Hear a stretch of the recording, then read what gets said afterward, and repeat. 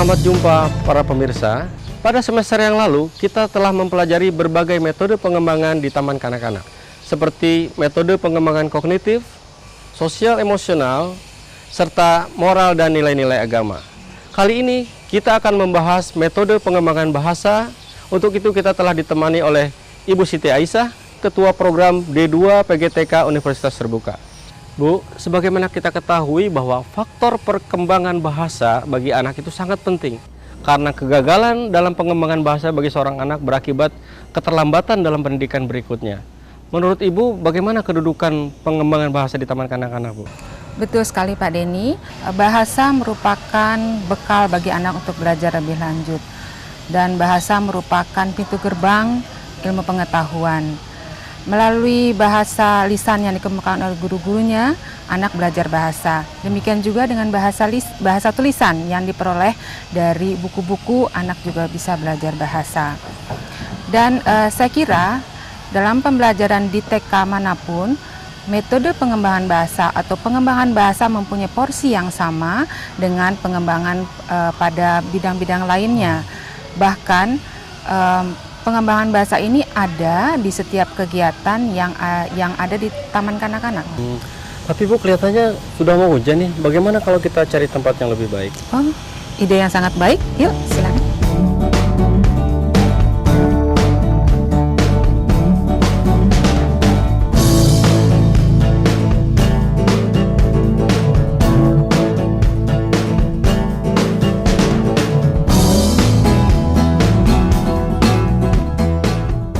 Menyambung pembicaraan kita tadi, Bu, mengenai metode pengembangan bahasa di Taman Kanak-Kanak, seperti apa itu, Bu, pelaksanaannya?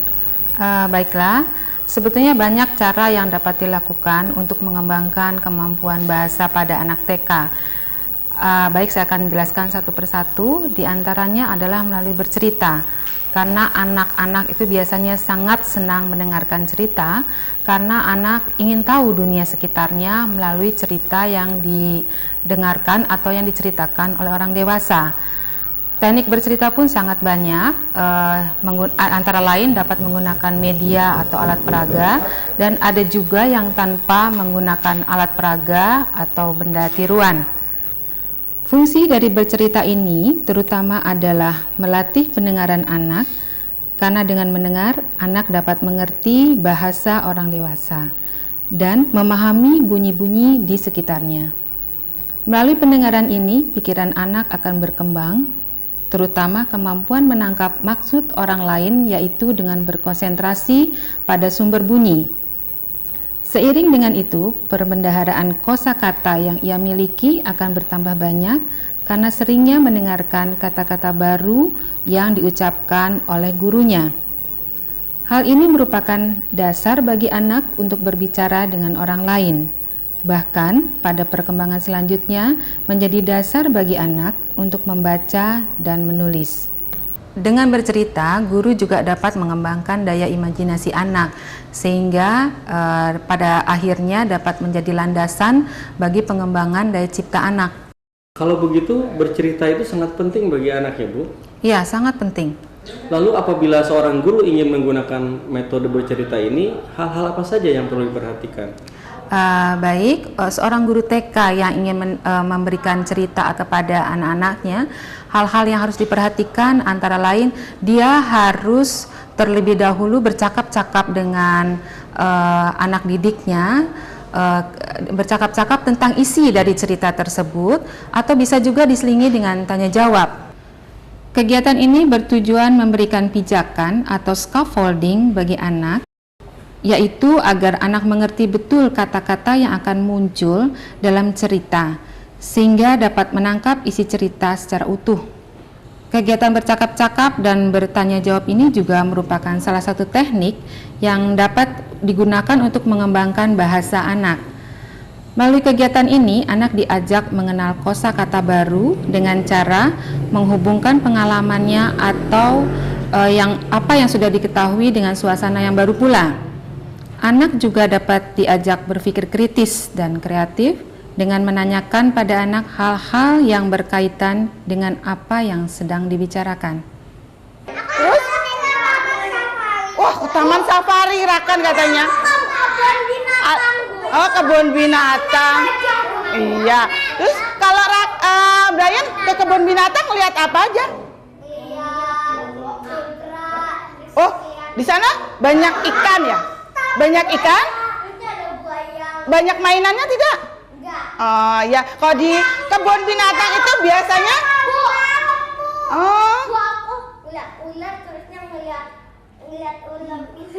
iya. Bisa kalau di kebun binatang itu biasanya banyak apa? Banyak binatang. Ya, hari ini Bu Eko mau cerita tentang binatang. Judulnya Kancil yang Cerdik. Setelah memberikan pijakan pada anak, apakah guru dapat langsung bercerita, Bu?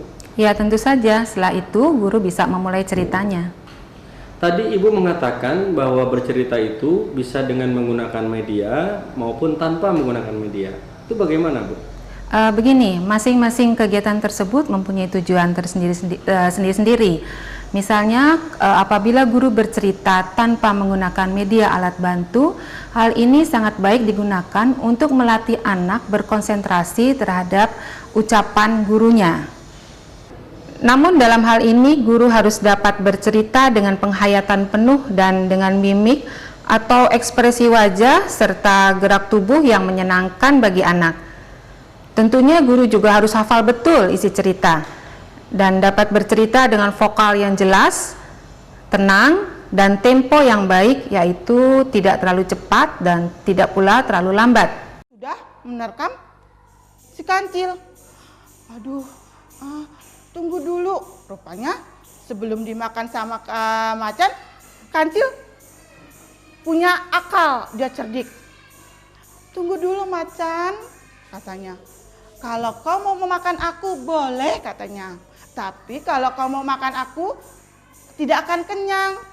Aku kan sedang mencari temanku. Kalau kau bisa mau, aku akan mencari temanku. Jadi kau bisa memakan 2 kancil. Jadi kau bisa kenyang. Rupanya macan tidak jadi dia makan. Dia mikir, oh betul juga kata si kancil.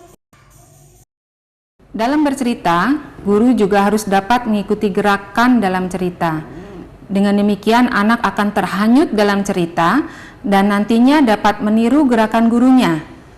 Dan di akhir cerita, guru harus menyimpulkan isi cerita dan menyampaikan suri teladan atau pelajaran yang dapat dipetik dari cerita tersebut. Binatang yang mau memakan kancil. Bu Eko tanya sama Rakan, siapa tadi yang mau makan? Macan. Terus kenapa kancil mau dimakan sama macan? Lion? Kenapa? Macan lapar. Oh, macannya lapar. Terus coba Elvina, boleh perbuatan yang dilakukan macan itu bagus tidak? Tidak. Tidak bagus, ya. Mengenai isi ceritanya bagaimana, Bu? Banyak yang dapat dijadikan bahan cerita kepada anak. Tetapi yang terpenting, cerita tersebut harus sederhana, menarik, dan mengandung hal-hal yang dapat dijadikan pelajaran bagi anak. Dan yang juga harus diperhatikan bahwa cerita tersebut juga harus mengundang daya imajinasi anak. Kemudian mengenai bercerita dengan menggunakan media atau alat peraga yang Ibu sebutkan tadi, bagaimana, Bu? Begini, pada prinsipnya sama saja, tetapi dengan menggunakan media atau alat peraga sangat membantu anak untuk memahami isi cerita dan juga menjadikan cerita tersebut menjadi lebih menarik. Bagi guru, alat peraga membantu meringankan pekerjaannya dalam bercerita. Misalnya, guru bercerita tentang seekor burung. Dengan membawa burung sesungguhnya, pada saat bercerita, guru tidak perlu lagi menggambarkan ciri-ciri fisik burung tersebut.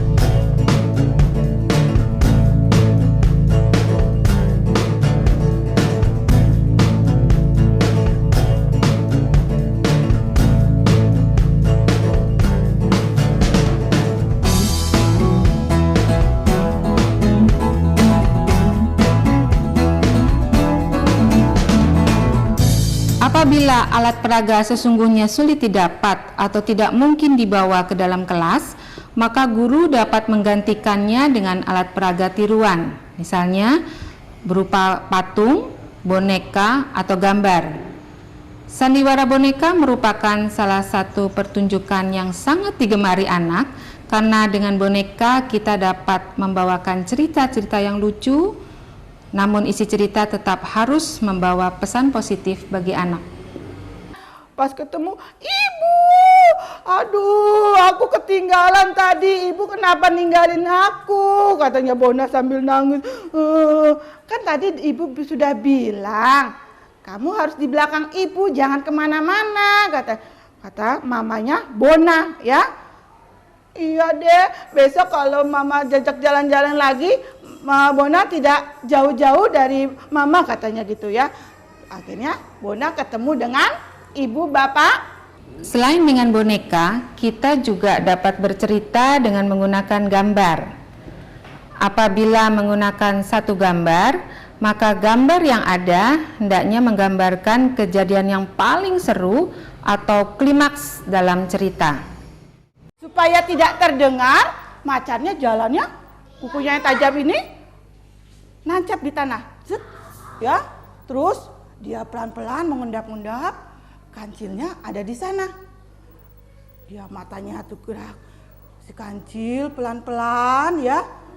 Ketika sudah langsung diterkam dengan sekali tangkap. Guru juga dapat menggunakan 2, 3, atau 4 gambar sekaligus.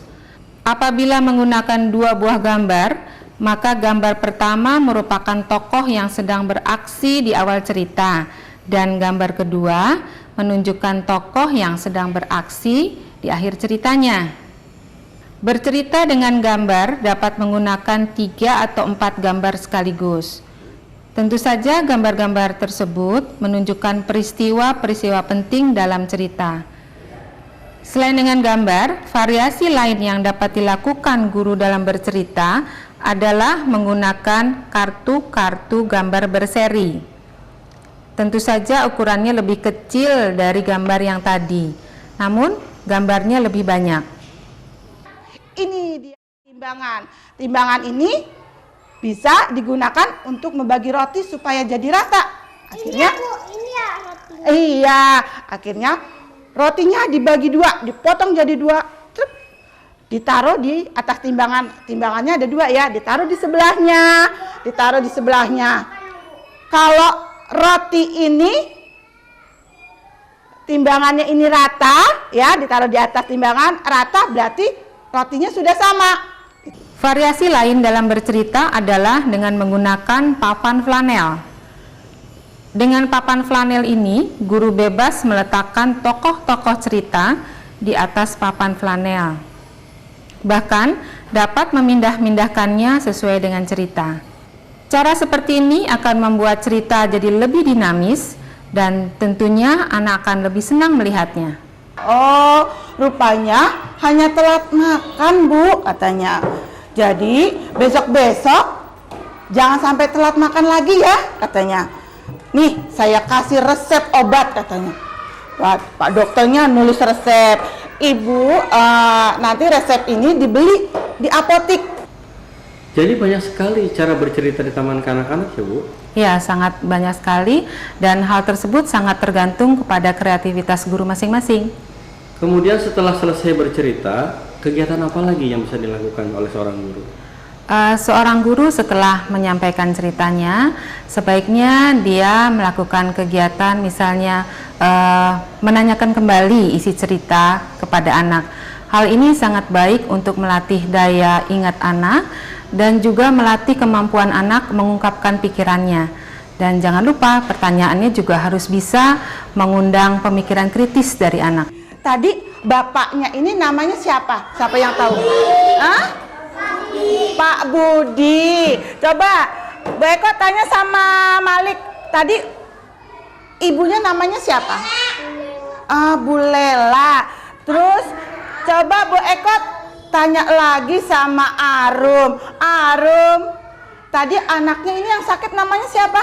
Si Titi. Siapa? Siti. Terus tadi ada juga yang di sini yang memakai baju putih. Pak dokter. Pak dokternya itu tadi namanya siapa? Siapa namanya? Pak Doni. Ternyata anak-anak tahu semuanya. Wah, benar juga ya Bu. Dengan demikian anak-anak bisa menyikapi suatu perbuatan dengan kritis. Kemudian kegiatan apa lagi yang bermanfaat yang bisa dilakukan oleh guru? Ya, dalam bercerita ini hal lain yang dapat dilakukan guru adalah kita bisa meminta kepada anak untuk bercerita satu persatu di depan kelas. Kegiatan ini sangat membantu anak dalam mengembangkan kemampuan mengingat, menyusun ide di dalam pikirannya, menyusun kalimat dan berbicara. Selain itu, tentunya dapat memupuk rasa percaya diri anak untuk tampil di hadapan teman-temannya.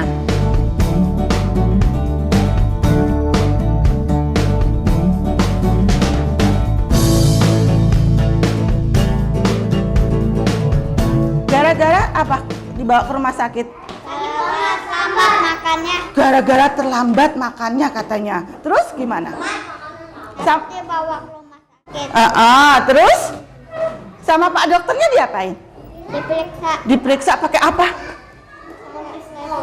Sekarang tepuk tangan buat Adit. Iya, terima kasih Adit. Kegiatan selanjutnya yang dapat dilakukan adalah meminta anak untuk menggambar tokoh yang ada di dalam cerita, mewarnai gambar tokoh tersebut, atau menceritakan apa yang digambarnya di depan kelas.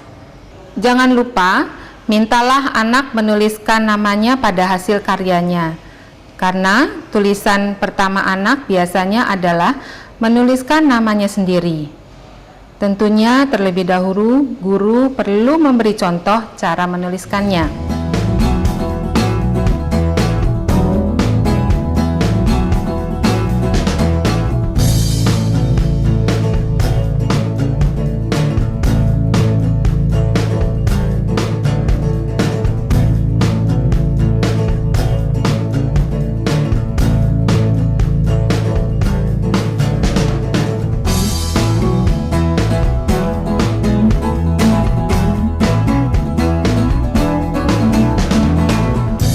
Gitu Bu, jadi anak sudah diperkenalkan kepada tulisannya Bu? Iya, bahkan bisa lebih jauh lagi, kita bisa mulai mengarahkan kepada anak untuk belajar membaca dan menulis. Tetapi ingat, belajar membaca dan menulisnya itu harus diintegrasikan dengan kegiatan bercerita. Belajar membaca dan menulis? Ya. Bukankah di TK itu kita tidak dianjurkan untuk mengajarkan membaca dan menulis Bu? Menurut pendapat saya tidak menjadi masalah, asalkan belajar membaca dan menulisnya itu harus dalam suasana yang menyenangkan, dan jangan lupa harus dalam keadaan yang alami. Artinya kita tidak memaksakan kepada anak untuk belajar membaca dan menulis. Salah satu metode bercerita yang belum kita bahas adalah membacakan cerita kepada anak. Dengan membacakan cerita kepada anak dapat mengetahui atau memahami bahwa kata-kata itu mempunyai hubungan dengan tulisan. Nah, ini sesuatu yang menarik Bu. Selanjutnya bagaimana? Untuk mengenai hal ini akan kita bicarakan pada program selanjutnya.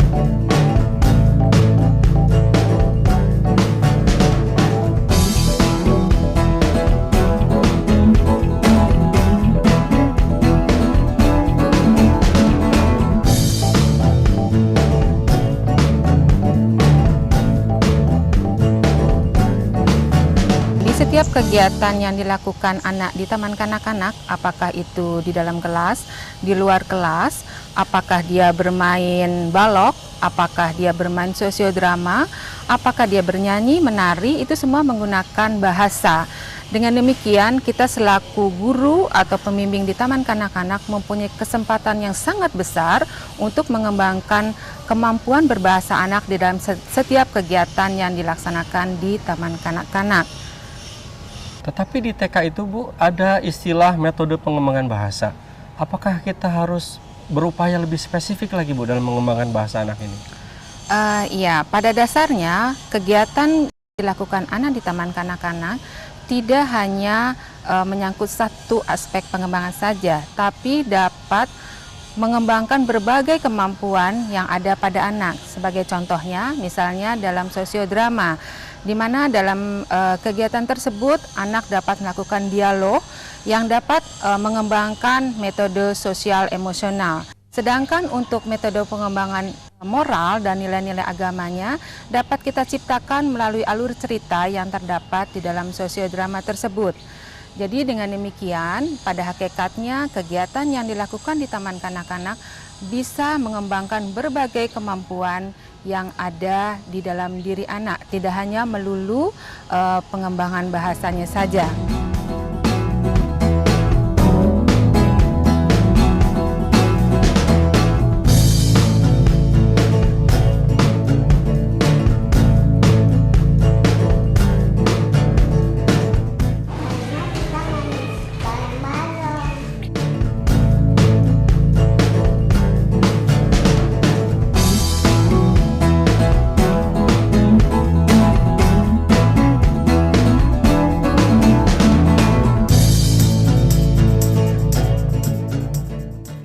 Sita, Vira, sama Arum sini ke depan. Yuk. Depan. Nih, tadi siapa yang rebutan bola? Ayo, siapa yang rebutan bola? Vira sama Sita. Gimana waktu Sita sama Vira rebutan bola? Senang apa tidak? Senang. Kenapa rebutan bola tadi? Ceritanya kenapa? Hah? Malu tidak waktu memerankan aku rebutan bola? Rebutan gitu malu nggak? Enggak, tapi senang. Kalau Arum gimana?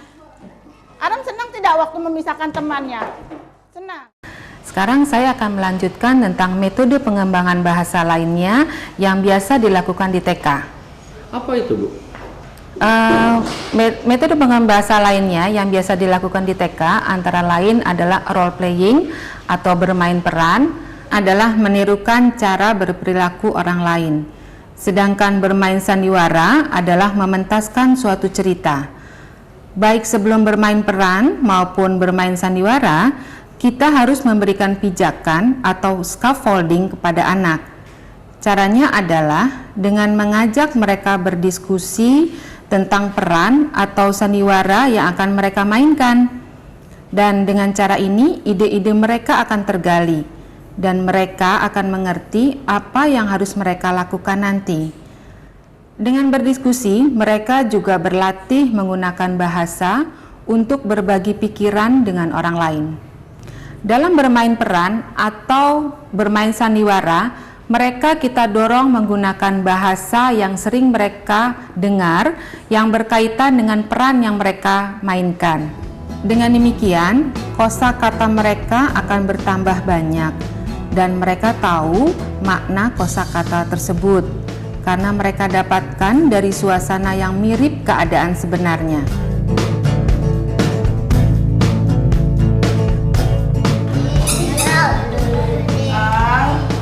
Sudah berapa hari? Pak dokternya bilang dong, dokter. Sudah berapa hari? Sudah 3 hari. Ya udah, saya periksa dulu ya. Saya Pak dokternya periksa.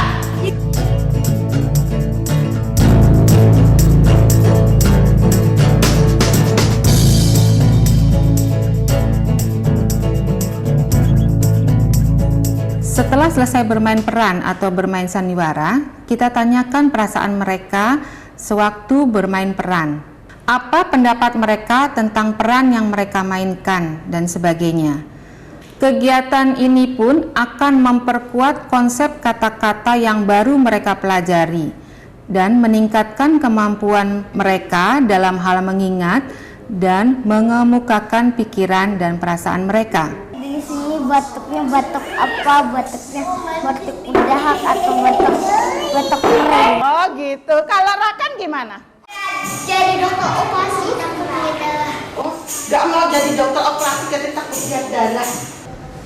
Ternyata banyak sekali manfaatnya ya Bu. Apakah masih ada metode pengembangan bahasa lainnya yang belum disebutkan Bu? Ya, masih ada, yaitu metode karya wisata. Maksud Ibu anak-anak diajak keluar sekolah begitu? Betul, anak-anak kita ajak keluar sekolah, tapi tidak sekedar jalan-jalan. Gitu Ibu ya. Tapi Bu, bagaimana cara melakukan karya wisata ini supaya bermanfaat bagi pengembangan bahasa anak? Betul, yang sangat harus diperhatikan oleh para guru, seperti sama dengan kegiatan-kegiatan yang lain, terlebih dahulu guru harus memberikan scaffolding atau pijakan kepada anak, yaitu dengan cara mendiskusikan tentang apa-apa yang akan mereka lakukan. Selain memberikan arahan tentang apa yang akan mereka lakukan di lokasi yang dituju, seperti kita ketahui, kegiatan ini bermanfaat bagi pengembangan kemampuan anak berbahasa, termasuk menggali pemikiran kritis dan kreativitas anak. Diskusi berkisar sekitar apa yang telah mereka ketahui tentang objek yang dituju, apa yang perlu mereka persiapkan, apa saja yang akan mereka kerjakan di sana, dan sebagainya. Dapat juga guru membacakan literatur yang berkenaan dengan lokasi atau objek yang sedang mereka tuju. Pos untuk semua. Nih lihat. Jadi pos untuk semua itu tidak hanya untuk yang tua, yang muda, tapi anak-anak juga boleh. Tidak hanya untuk laki-laki, tapi anak perempuan juga boleh. Jadi anak-anak nanti mau pergi ke kantor pos. Kita masuk ke kantor. Iya.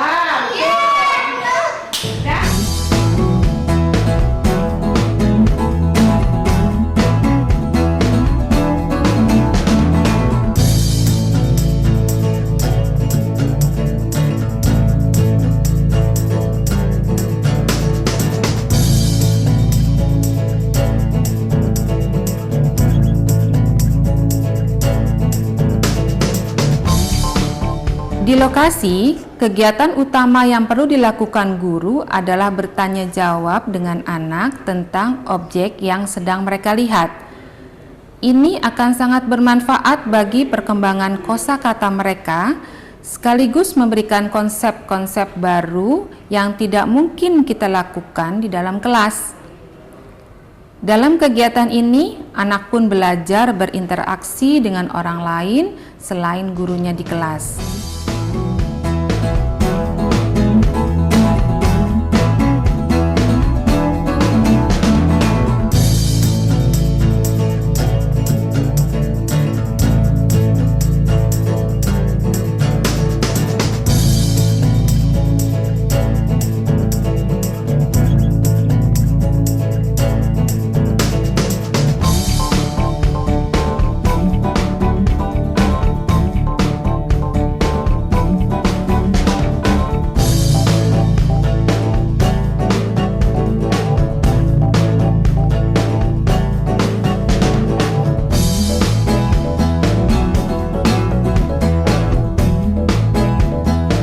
Keesokan harinya, guru mengajak mereka membicarakan apa yang telah mereka lakukan di dalam karya wisata, apa saja yang telah mereka lihat, bagaimana perasaan mereka, dan lain-lain. Kegiatan ini pun sangat bermanfaat bagi pengembangan bahasa anak di TK.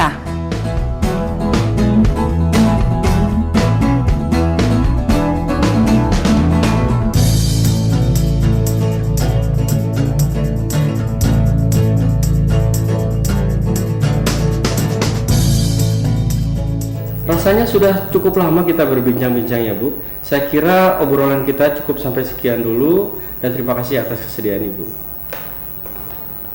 Para mahasiswa yang berbahagia, demikianlah obrolan kita mengenai metode pengembangan bahasa anak di TK dengan Ibu Siti Aisyah. Semoga bermanfaat.